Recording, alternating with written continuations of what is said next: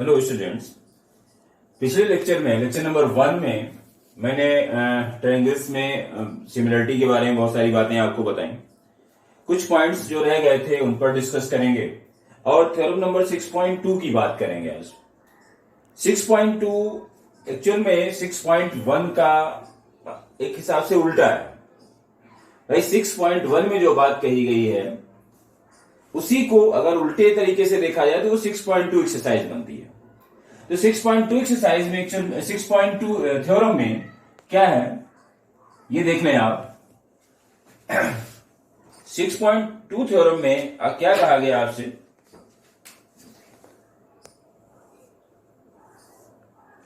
कि एक ट्रायंगल है, लिखा if a line divides any two sides of a triangle in the same ratio. मान लीजिए एक ट्रायंगल है ये एबीसी, या बुक में जो फिगर दिया वही ले लेते हैं, उसमें भी एबीसी ही दिया गया है। तो मान लीजिए एक ट्रायंगल है एबीसी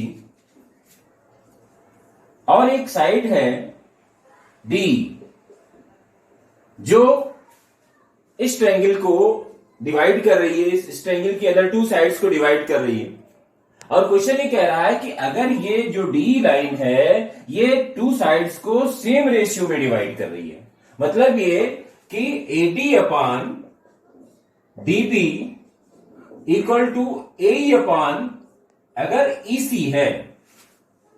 ठीक, क्वेश्चन क्या कह रहा है कि if a line divides any two sides of a triangle in the same ratio then the line is parallel to the third side. Line is parallel to the third side, यानी कि जो D है वो BC के parallel होना चाहिए। अगर इसका रेशियो इसके रेशियो के इक्वल है तो फिर क्या होना चाहिए, D पैरेलल BC। ये क्वेश्चन कह रहा है। ठीक, अब हम ये मान लेते हैं, थोड़ी देर के लिए हमने ये एज्यूम किया कि ये जो D है BC के पैरेलल नहीं है। भाई ये तो गिवन है, ये क्या है, गिवन।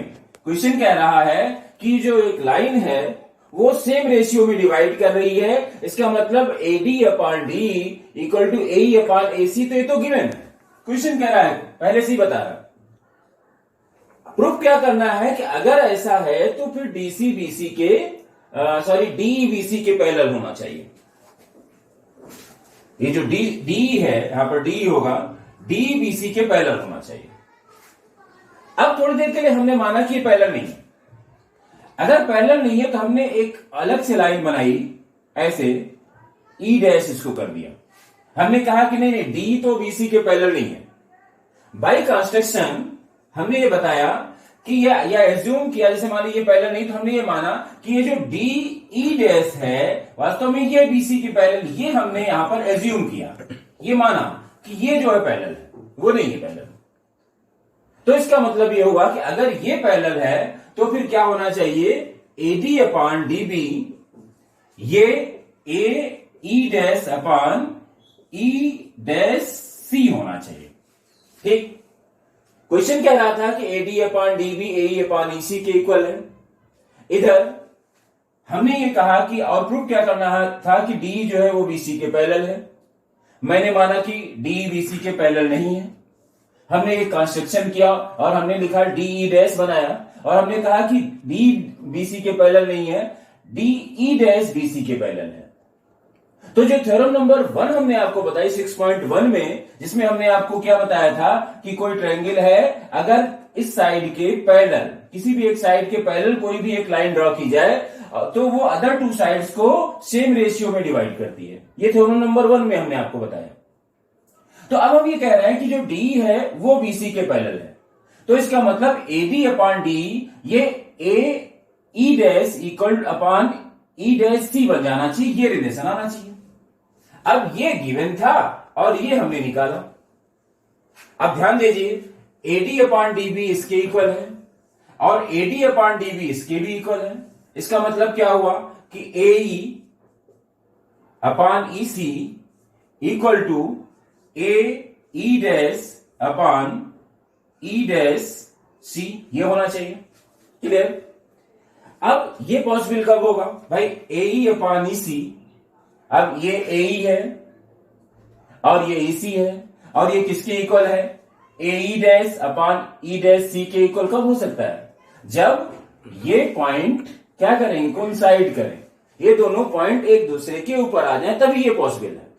ये जो सिचुएशन बनी ये तभी पॉसिबल है जब E डैश E को कोइंसाइड करे, मतलब E डैश और E एक ही पॉइंट हो, तभी ये पॉसिबल है। इसका मतलब ये प्रूफ हुआ कि ये जो D है वो BC के पैरेलल है। ठीक, ये कन्वर्स कह सकते हैं फर्स्ट थ्योरम का। हालांकि इस थ्योरम को जो है आगे थेल्स थ्योरम के नाम से भी जाना जाता है। तो कन्वर्स ऑफ थेल्स थ्योरम, या शार्ट में इसको लिखते हैं, जैसे रीजन में हम लोग लिखते हैं जब भी कोई कंडीशन अप्लाई करेंगे तो रीजन तो लिखना पड़ता है, उसमें लिखते हैं BPT, बेसिक प्रोपोर्शनलिटी थ्योरम। मतलब इसमें साइड्स के प्रोपोर्शन होने की बात की जाती है। तो ये तो कुछ बातें मैंने आपको बताई। अब आइए कुछ एक दो पॉइंट्स और हैं, उन पर डिस्कस कर लेते हैं। जैसे मान लीजिए एक ट्रायंगल है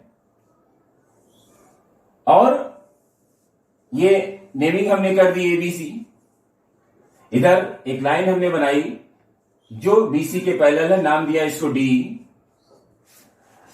DE अगर BC के पैरेलल है तो कुछ रिलेशंस, जैसे हमने बताया कि बाय थ्योरम आपको मिलेगा AD upon DB equal to AE upon EC। ये रिलेशन मिलेगा, BPT कह सकते हैं, बेसिक प्रोपोर्शनलिटी थ्योरम इसको बोला जाता है। भाई अगर ये इसके पैरेलल है, थ्योरम नंबर 1 में ये बात आपको बताई गई। अब हम कुछ रिलेशंस की बात करेंगे, मतलब ये अगर ये इसके पैरेलल है तो AD upon DB AE upon EC के तो इक्वल होता है। और भी कुछ रिलेशंस आपको मिल सकते हैं। मान लीजिए हम बोथ साइड 1 प्लस कर दें तो क्या मिलेगा?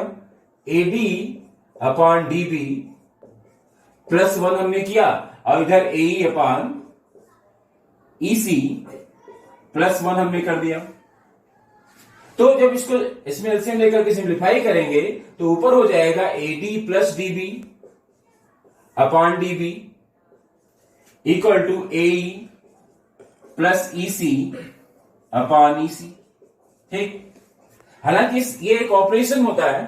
10th क्लास में ICSE बोर्ड में एक टॉपिक है रेशियो एंड प्रोपोर्शन, उसमें आपको इस ऑपरेशन के बारे में बताया जाता है। इस ऑपरेशन को कंपोनेंडो बोलते हैं। कंपोनेंडो, डिविडेंडो, अल्टरनेंडो, इन्वर्टेंडो, कई सारे ऑपरेशन उसमें होते हैं। इस ऑपरेशन को कंपोनेंडो के नाम से जाना जाता है। मतलब ये कि अगर ये ICSE का टॉपिक होता हमारा, क्योंकि हम तो यहाँ पर CBSE के बारे में बता रहे हैं, NCERT की बुक एक्सप्लेन कर रहे हैं। NCERT में तो इसकी बात नहीं की गई है, लेकिन ICSE में ये ऑपरेशन लिया गया है, कंपोनेंडो एंड डिविडेंडो, या इस ऑपरेशन को सिर्फ कंपोनेंडो बोलते हैं। ऐसे डिविडेंडो में माइनस का साइन होता है, फिर कंपोनेंट मतलब दोनों को डिवाइड करके एक कंबाइंड ऑपरेशन फाइंड करते हैं, वो कंपोनेंडो एंड डिविडेंडो होता है। इसमें होता क्या है, मान लीजिए A upon B equal to A upon B upon C upon D given है, तो क्या हो जाता है A plus B upon B और C plus D upon D, ये कंपोनेंडो होता है। A minus B upon B और C minus D upon D, ये डिविडेंडो होता है। फिर डिवाइड करके A plus B upon A minus C equal to C plus D upon C minus D, ये कंपोनेंडो एंड डिविडेंडो का operation होता है। लेकिन ये आपको ICSE बोर्ड में पढ़ाया जाता है, मतलब ICSE बोर्ड में 10th क्लास में ये बताया जाता है। लेकिन हमने यहां पर आपको ये दिखाया कि +1 अगर हम करते हैं तो ये रिलेशन हमें मिलता है। अब ध्यान दीजिए AD अपॉन DB, AD क्या है, ये DB ये है, दोनों को एक साथ कर देंगे तो क्या मिलेगा, AB upon DB equal to, इधर आप देखिए AE प्लस EC, ये AC बन जाएगा, AC अपॉन EC। एक रिलेशन आपको ये भी मिल सकता है। बात समझ रहे हैं हमारी? मतलब ये कि अगर ये लाइन इस लाइन के पैरेलल है तो ये पूरी साइड इसकी ले लीजिए और उसके नीचे आप ये DB लगा दीजिए। ऐसे ये पूरा AC ले लीजिए, उसके नीचे EC लगा दीजिए, ये रिलेशन भी आपको मिल सकता है। और भी कुछ पॉइंट्स हैं। मान लीजिए आप इसको नीचे रखना चाहते हैं, आप चाहते हैं कि पूरी AB हो और उसके नीचे ये आ रहा हो, वो भी हो जाएगा उसी रिलेशन से। आपको क्या करना है, जैसे ये वाला जो पोर्शन था, फर्स्ट वाला पोर्शन यहां पर मैं ले रहा हूं, इसमें आप क्या करिए, पहले तो इसका रेसिप्रोकल कर दीजिए। ठीक, इसको क्या कर दीजिए, रेसिप्रोकल कर दीजिए, उलट दीजिए इसको, तो क्या हो जाएगा DB अपॉन AD, क्योंकि हमें AD को नीचे लाना है, equal to EC upon AE। मान लीजिए ये रिलेशन आ रहा है, और फिर 1 प्लस कर दिए वो साइड। अगर हम वो साइड 1 प्लस करेंगे, देखिए तो क्या आएगा, ऊपर DB प्लस एडी, यानी कि ऊपर कितना हो जाएगा, एबी बन जाएगा और नीचे आपका एडी आ जाएगा, इक्वल टू यहां पर भी ये पूरा एसी हो जाएगा ऊपर और नीचे एसी आ जाएगा, ए आ जाएगा। ठीक, ये ए है यहां पर, ये जो नीचे ए नहीं है, हमने जब किया है, हाँ ए है, सॉरी, ईसी अपान ए, ये ए है, तो एसी अपान ए ये बन गया। तो आप क्या देख रहे हैं कि हमने पूरी साइड ली और इसको ले लिया, इसमें भी पूरी साइड ली, इसको ले लिया। तो कहने का मतलब ये है कि अगर ये लाइन इस लाइन के पैरेलल है तो चाहे जैसा इधर ले लीजिए आप रिलेशन, जैसा भी चाहे वैसा ले लीजिए, बिल्कुल उसी टाइप का रिलेशन आपको उधर लेना पड़ेगा। ऐसे भी आप इसको यूज कर सकते हैं। तो यहां पर हमने कुछ बातें आपको बताई कि कैसे हम इस थ्योरम को यूज करेंगे, कैसे ना इसकी हेल्प से हम कैसे क्वेश्चंस को सॉल्व करेंगे, उसकी बात मैंने की। आइए 6.2 एक्सरसाइज के कुछ क्वेश्चंस ले लेते हैं, उस पर डिस्कस कर लेते हैं। कुछ एक्सरसाइज 6.2 क्वेश्चन नंबर कोई भी ले लीजिए, फर्स्ट क्वेश्चन से ही अगर आप स्टार्ट करना चाहे कर सकते हैं। कुछ क्वेश्चंस मैं बता दे रहा हूं, बाकी ट्राई करेंगे। जैसे फर्स्ट क्वेश्चन में एक फिगर बना हुआ है, ऐसे फिगर बनाया गया, ऐसे लगभग इस टाइप का फिगर है, नेमिंग भी की गई है, ए डी ए बी सी, ये ए बी सी है, ठीक, और ये है आपका डी डीई, ठीक। कुछ वैल्यूज भी गिवन है, जैसे ये 1 सेंटीमीटर है, ये 1.5 सेंटीमीटर है, ये 3 सेंटीमीटर है, और बाकी आपको नहीं पता है। और बताना क्या है, इसमें एक कंडीशन भी दी गई कि डी पैरेलल बीसी, जो डी है वो बीसी के पैरेलल है, ठीक। और फाइंड करना है आपको ईसी, ईसी फाइंड करना है, और find EC in 1 and AD in 2, मतलब दो फिगर थे पहले में, तो पहले फिगर को हमने लिया हुआ है, इसमें आपको ईसी बताना है। तो ये बेसिक प्रोपोर्शनलिटी थ्योरम है, क्या बनेगा इसमें, एडी अपान वही रिलेशन ले लीजिए, क्योंकि हमें ये देखना होता है कि हमें फाइंड क्या करना है। तो फाइंड हमें करना है ईसी, अगर ईसी फाइंड करना तो यही रिलेशन चलेगा, AD upon DB equal to A upon EC, आपको ईसी मिल जाएगा। मान लीजिए हमें एसी फाइंड करना होता है ना, ये देखा जाएगा कि हमें फाइंड क्या करना। अगर हमें एसी फाइंड करना पड़ता तो हम क्या करते हैं, लिखते एडी अपान ए बी, क्योंकि जैसा रिलेशन हम इधर लेंगे वैसा ही हमें इधर मिल जाएगा। तो क्या हम लिखते AD upon A C A B, AD upon A B equal to A upon A C हो जाता। तो हमें ये देखते हैं कि हमारी रिक्वायरमेंट क्या है, जरूरत क्या है, उस टाइप का रिलेशन लेकर के यहां पर हम अपना काम कर लेते हैं। तो हमें यहां पर फिलहाल क्या मिलेगा, AD upon DB equal to A upon EC, ठीक। वैल्यू पुट कर देंगे आप तो कितना आ जाएगा, 1.5 upon 3 equal to 1 upon EC, और ये 1 जा ये 2 जा हो गया, क्रॉस मल्टीप्लिकेशन करेंगे तो ईसी की वैल्यू क्या आएगी, 2 सेंटीमीटर। और वैसे भी आप देख लीजिए, हमने आपसे क्या बताया पहली थ्योरम में कि अगर ये इसके पैरेलल है तो इसका रेशियो इसका रेशियो सेम होगा। तो ये 1.5 2 जा 3 होता है तो 1 2 जा 2 आएगा। वैसे तो ये ओरल क्वेश्चन है, आप आसानी से इस क्वेश्चन को कर सकते हैं, ठीक है। आइए और क्वेश्चंस देख लेते हैं, कुछ एक क्वेश्चंस। ये एक्सरसाइज 6.2 में बता रहा हूं, इसकी कुछ क्वेश्चंस मैं आपको बताऊंगा, फिर आगे बढ़ेंगे। 6.2 एक्सरसाइज है ये। आइए कोई एक क्वेश्चन और ले लेते हैं, जैसे क्वेश्चन नंबर 3 है। थर्ड क्वेश्चन है, इन फिगर 6.18 फिगर बना हुआ है, फिगर मैं बना दे रहा हूं, उसमें देखें 6.18 फिगर है, कुछ इस तरीके से फिगर बनाया गया, ऐसे। यहां पर भी ये इसके ये है ऐसे, ठीक। नेमिंग दी गई है ए बी सी डी, एक तो ये पॉइंट्स हैं ए बी सी डी है, ये है, और एम एन इसको लिया गया है, एम है ये एन है, और इसको एल कहा गया है, ठीक। अब क्वेश्चन क्या कह रहा है, इन फिगर 6.18 ये फिगर नंबर है, बुक में दिया गया है,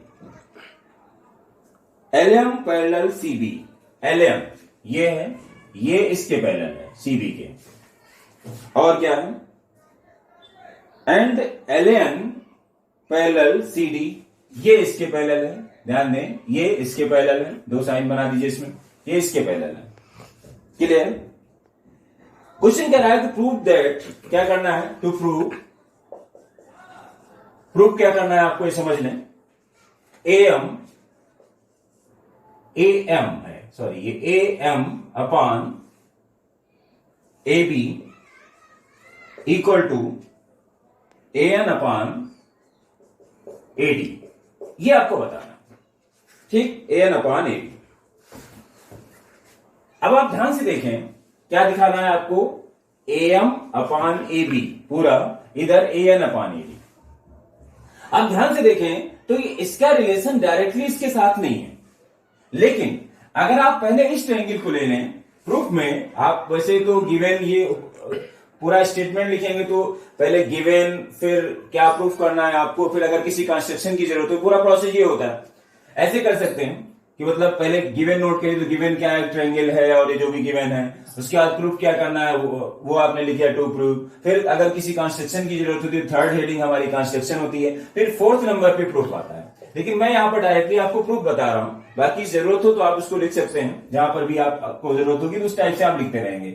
आपको यहाँ पर समझना है एक्चुअल में क्वेश्चन को सॉल्व कैसे करना है, क्योंकि मेन तो सोल्यूशन है, बाकी लिखने का तरीका तो अलग अलग होता है। आप अपनी लैंग्वेज में जैसे भी आप चाहें वैसे लिख सकते हैं। मतलब आपको क्या करना है, एक्सप्लेन करना है, टीचर आप समझ सके कि आप क्या कहना चाहते हैं। आपको क्वेश्चन को कुछ इस तरीके से करने की जरूरत होती है। ऐसा नहीं कि आपने जैसे भी चाहा वैसे सॉल्व कर लिया, टीचर को तो समझ भी नहीं आया कि आप कहना क्या चाहते हैं। तो ये चीज क्लियर होनी चाहिए कि एक्चुअल में आप कहना क्या चाहते हैं। ठीक है, तो मैंने आपको प्रोसेस बताया कि गिवन, टू प्रूव, कंस्ट्रक्शन, उसके बाद प्रूफ आता है। ऐसे करें तो ज्यादा अच्छी बात है, बहुत अच्छा लगेगा। और नहीं कर सकते हैं तो कम से कम इतना तो करें कि क्या प्रूफ करना है और क्या गिवन है और क्या प्रूफ करना है। ये तो मतलब प्रूफ करना है, और गिवन में हम फिर यहीं पर दिखाते रहेंगे ये गिवन है। भाई कोई बात लिखेंगे तो उसमें हम ब्रैकेट में दिखाएंगे कि ये ऑलरेडी हमें पता है ये गिवन है। वैसे अच्छा तरीका क्या है कि आप पहले गिवन लिखें, फिर टू प्रूव, फिर कंस्ट्रक्शन अगर कोई करना है, जैसे इसमें कोई कंस्ट्रक्शन नहीं है, फिर प्रूव करें। ठीक, तो आइए हम इसको देखते हैं। जैसे अगर हम यहां पर ले लें इन ट्रायंगल ए बी सी, ये वाला ट्रायंगल हमने लिया। अब इस ट्रायंगल में एमएल या एलएम जो भी लिखने, एलएम पैरेलल, क्योंकि एलएम गिवन था, उसमें बुक में आप लिख लीजिएगा, बुक में जो पोर्शन गिवन है वो आप ऊपर नोट कर लेंगे। यहां पर हेडिंग मैंने स्पेस छोड़ दिया है, यहां पर ये गिवन आप नोट कर लेंगे। ये गिवन था इस क्वेश्चन में कि ये इसके पैरेलल है। ठीक, तो एलएम पैरेलल बीसी, ये तो गिवन है। ठीक, अब अगर ये इसके पैरेलल है तो क्या होगा, देयरफॉर ए एम। अब हमें प्रूफ क्या करना है, A M upon A B. तो क्या लिख सकते हैं आप, A M upon A B equal to, अब हमने ए एम लिया और पूरा ए बी ले लिया, तो इधर क्या हो जाएगा, A L upon A C. A M upon A B क्या होगा, ये A M upon A B equal to A L upon A C. मैंने कहा ना कि जिस टाइप का इधर लेंगे रिलेशन, वैसा ही आपको इधर लेना है। ठीक, ये इसको नंबर 1 कर दीजिए। उसके बाद नीचे वाला ट्रायंगल ले लीजिए। Now in triangle A C D, आप इस ट्रायंगल में आ जाइए। यहां पर क्या है, एन एल एन पैरेलल किसके, सी डी के, इसके पैरेलल है, तो इधर कर देते हैं। सो या देयरफॉर क्या आएगा, क्योंकि यहां पर भी आपको क्या लेना है, A N upon A D, A N लेना है, पूरा ए डी लेना है। तो क्या हो जाएगा, ये ए एल अपॉन ए सी, ये जो आएगा वो ए एन अपॉन ए डी के इक्वल आ जाएगा। ये सेकेंड नंबर हो गया। अब आप ध्यान से देखें, इसमें रीजन भी लिखेंगे, स्टार्ट में इसमें बीपीटी लिख देंगे, बेसिक प्रोपोर्शनलिटी थ्योरम, या स्टेटमेंट लिख दीजिए कि ये पैरेलल है, मतलब L M parallel B C, therefore A M upon ये, और जो है प्रोपोर्शनलिटी थ्योरम, ऐसे लिखते हैं आप। तो वो आप अपने आप से आप लिखते रहेंगे जैसा भी लिखना है आपको। तो यहां पर हमने एक रिलेशन आपको बताया कि ये फर्स्ट रिलेशन मिलेगा, ये सेकंड रिलेशन मिलेगा। अब आप दोनों को ध्यान से देखें तो A M upon A B ये AL अपान AC के इक्वल है और AL upon AC AN upon AD के इक्वल है। तो यहां लिख देंगे फ्रॉम 1 and 2, दोनों को कंपेयर करें आप तो क्या पाएंगे कि AM अपान AB वास्तव में AN अपान AD के इक्वल आ जाएगा। क्यों? क्योंकि AM upon AB AL upon AC के इक्वल है और AL upon AC AN upon AD के इक्वल है। तो फाइनली क्या मिल जाएगा, AM upon AB equal to AN upon AD, ये रिलेशन आपको मिलेगा। बात समझ रहे हैं हमारी। रीजन मैंने कहा कि जैसे यहां पर आपको जो दिखाना है ये बीपीटी कर दें चार्ट, आप बीपीटी चार्ट में यहां पर भी बीपीटी लिख सकते हैं आप, ठीक। और उसके बाद फिर फर्स्ट एंड सेकंड के रिलेशन से फाइंड करेंगे। समझ में आ गया? आप सिर्फ ये देखिए कि आपको प्रूफ क्या करना है और जो प्रूफ करना है उसका लिंक कहीं न कहीं मिलेगा आपको। आपने क्या देखा कि इसका रिलेशन इस लाइन इसके साथ है और इसका भी रिलेशन इसके साथ है, यानी कि एक पार्ट तो ऐसा है जो कॉमन है, उसी के हेल्प से हम इसको सॉल्व कर लेंगे। ठीक है, तो ये क्वेश्चन समझ में आ गया आपकी। उसके बाद कोई और, क्योंकि इसी टाइप के सारे ही क्वेश्चन लगभग हैं, लास्ट तक लगभग उसी टाइप के क्वेश्चन आपको मिल रहे हैं, कुछ भी नया नहीं दिख रहा हमको। फिर भी मैं कुछ क्वेश्चन और ले लेता हूं। क्वेश्चन नंबर, आइए क्वेश्चन बता देते हैं 5 नंबर, उसके बाद फिर नेक्स्ट लेक्चर में देख लेंगे और भी क्वेश्चंस। क्वेश्चन नंबर 5 6.2 एक्सरसाइज में